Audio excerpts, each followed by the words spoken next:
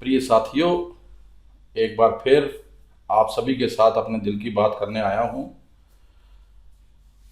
जैसा कि हम एक वाक्य को हमेशा पढ़ते रहते हैं कि सावधानी हटी दुर्घटना घटी। ये वाक्य इसलिए आज मैं इधर यूज़ कर रहा हूं ताकि जो हमारी लाइफ में एक नया चेंज आया है कोरोना के कारण, उसको हमें बड़े प्रिकॉशनली चलना है। अभी जैसे 2 दिन पहले मैं एक सेंटर के सामने से गया तो मैंने देखा कि लोगों का इतनी जमघट, मुझे देख के बहुत आश्चर्य हुआ कि क्या ये लोग अपने आप को कोरोना से मुक्त करने आए हैं या अपने घर पे उसको ले जाने के लिए आए हैं। क्योंकि साथियों, जो एहतियात समय समय पर हमें बताई जा रही है कि हमें मास्क का इस्तेमाल करना है, हमें सोशल डिस्टेंसिंग का पालन करना है, वो हमें हमारे लिए नहीं बल्कि हमारे परिवार के लिए करना है। और जब भी हम टीका लगवाने जाते हैं, टीका लगवाना तो ज़रूरी है, पर उसका ये मतलब नहीं कि हम टीका लगाने की होड़ में ये भूल जाएं कि हम जिस मकसद से, जिस भावना से इधर आए हैं, उसका भी हमें पालन करना है।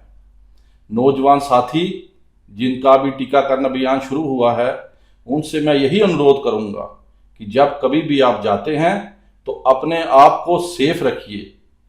थोड़े मिनट की ही देरी लगती है, कुछ ज़्यादा नहीं, लेकिन अपने आप को सेफ लेके जाना है और सेफ लेके आना है। जल्दबाजी कुछ नहीं है, जो समय आपको लगेगा उसके अनुसार आप जाइए, लेकिन परिवार में जो सदस्य आपका इंतज़ार कर रहे हैं उनके लिए आप बहुत कीमती हैं। अभी आपने देख ही लिया होगा कि पिछले दिनों सड़कों पर कोई आदमी आपको देखा नहीं मिलता था। सड़कें ऐसी सुनसान पड़ी थी जिसकी कभी हम परिकल्पना नहीं कर सकते। ये सोच के भी दिल को डर लगता है जो जो खबरें हम सुन रहे थे। लेकिन उन सभी को हमें ध्यान में रखते हुए इस चीज़ का ध्यान रखना है कि हमें अपने लिए, अपने परिवार के लिए, अपने समाज के लिए जो हमारा फ़र्ज़ है उस फ़र्ज़ को हमें पूरा करना है।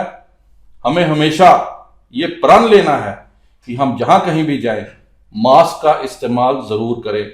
अगर कोई इसका पालन नहीं कर रहा तो हमें उसको कहना है कि भाई साहब, अपने लिए ना सही लेकिन अपने परिवार के लिए आप मास्क को ज़रूर लगाएं। सोशल डिस्टेंसिंग का इस्तेमाल करें। जहां कहीं भी आपको लगता है कि ऐसा नहीं हो रहा, आप आगे बढ़कर आएं। कहते हैं ना कि सेवा किसी भी रूप में की जा सकती है। मैं जब इजराइल गया तो मैंने वहां देखा कि नौजवान बच्चे, जब वो लड़कियां 18 साल की होती हैं उनको 2 साल के लिए और लड़कों को 3 साल के लिए अपने देश की सेवा करने के लिए जाना पड़ता है।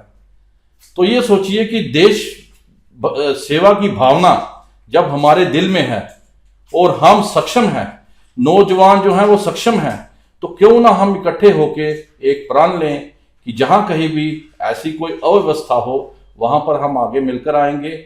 सबसे पहले जो है हम अपने बुजुर्गों को मौका देंगे कि वो जाके इस टीका को लगाएं।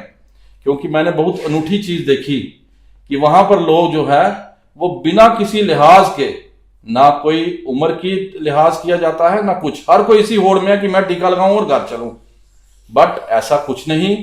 हमें अपना भी ध्यान रखना है, हमें बाकियों का भी ध्यान रखना है और इस चीज़ का भी ध्यान रखना है कि हम जिस तरह से आए हैं घर से बिल्कुल स्वस्थ, उसी तरह ही अपने घर जाएं।